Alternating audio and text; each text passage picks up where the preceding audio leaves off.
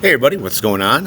Here's our new unit on political ideology and parties. There'll be, I want to say, 3 or 4 little short videos that go into this unit. So our first one is just an introduction here about what these things actually mean, okay? And so if we get into our notes, here is our notes. It's Unit 3, political ideology, and we're just looking at this first part right here.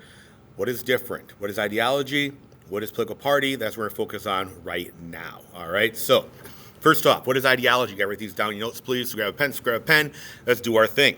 So, first off, ideology is basically the beliefs, okay?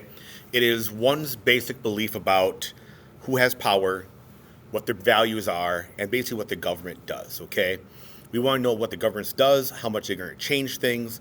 That is the biggest idea here, okay? Is an idea about ideology. So it's basically how you believe what you believe the government should do, and they bring a lot of different things into it. So look at that economical experience, right? So like what has happened to you through your life in terms of your business, your money, all that kind of stuff, the education you might have had, the social conditions you experienced, experiences, all that kind of stuff, all right? Usually we break them out to left and right. We'll talk about ideology in the next little short video.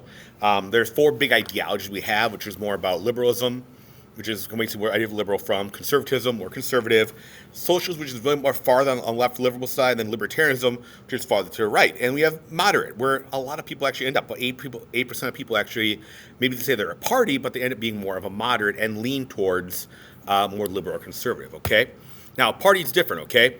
A party is a group of people together, okay? Party is a group of people with a very same or similar political beliefs, okay? They're not all going to be the exact same things, though, okay? So not all liberals are Democrats, not all conservative Republicans. But a lot of times, if you're a member of the Democrat Party, you lean more liberal. If you're a member of the Republican Party, you lean more conservative. And we've had this in our history since before the Constitution was made. Heck, this started with the Constitution because our first parties were those who liked the Constitution and those who did not like the Constitution. We had 2 parties then, and then it went moved to those who like government one way, the government another way. They moved to later on, and those basically had 2 parties all the way through our history. It is very, very unique because most countries don't have 2 parties. You go to Europe, most countries have multiple political parties. It's called pluralist system.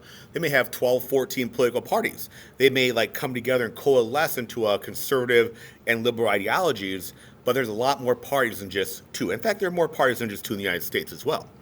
Well, the question, what do these parties do? Well, number one, they nominate candidates for office. So basically, they're going to make sure that they're going to say, hey, we want this person elected. Then they're going to work at that person elected. They're going to campaign for them. They're going to spend money for them, advertise for them, all that kind of stuff. And then when elected, they try to get those officials to make the laws that help their party's goals. So if I'm a Republican Party help me out, they're going to want me to kind of do what they want and to make their goals happen through my new job, okay? They also do a big thing for us. They represent groups of people. So a lot of times, different groups of people are represented by our political party. It may be the interests of farmers or African Americans or business operators, whatever it is. They may group more towards certain things. It simplifies voting a little bit too. Obviously, when it comes to voting, a lot of people don't do research. They look at the party. If I see a little R or a little D next to my candidate, I know what they might support in general. Now, is that every single thing they support? No. But I have a better idea in general of what they believe, okay? And what they might believe, that kind of stuff. Might I agree with it? That's where my research comes in, okay? And lastly, they try to make that policy and promote policy that backs up their party. And so they're going to try and make laws and policies that help their party out. That's our intro, everybody. Coming back in a few minutes here and check out ideology. Thanks a lot.